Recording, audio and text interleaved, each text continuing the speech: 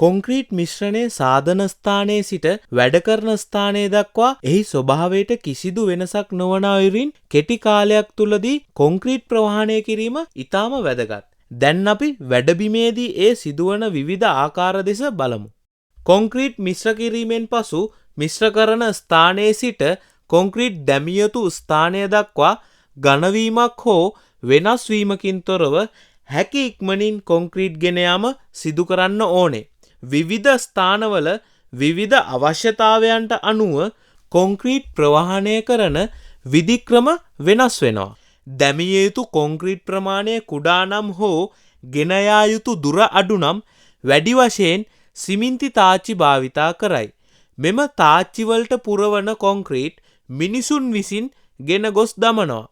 මධ්‍යම දුරක් කොන්ක්‍රීට් ගෙන යාමට විල්බැරෝ පාවිච්චි කරනවා.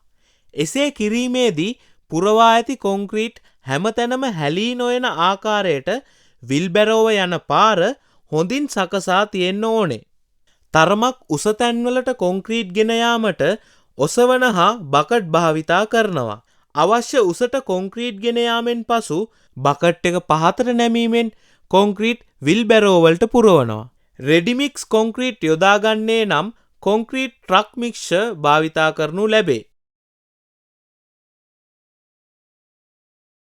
සාරාංශය. කොන්ක්‍රීට් මිශ්‍ර කරන තැන සිට කොන්ක්‍රීට් භාවිතා කරන තැන දක්වා ඒවා රැගෙන යාමට විවිධ ක්‍රම භාවිතා කරයි.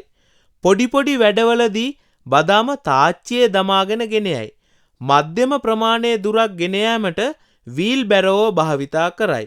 මධ්‍යම උසකට කොන්ක්‍රීට් රැගෙන යෑමේදී ඔසවන හා බකට් යොදා ගනී. රැගෙන යන අතරතුර කොන්ක්‍රීට් ඝනවීම වළක්වා ගැනීමට හැකි ඉක්මනින් ඒවා භාවිතා කළ යුතුය.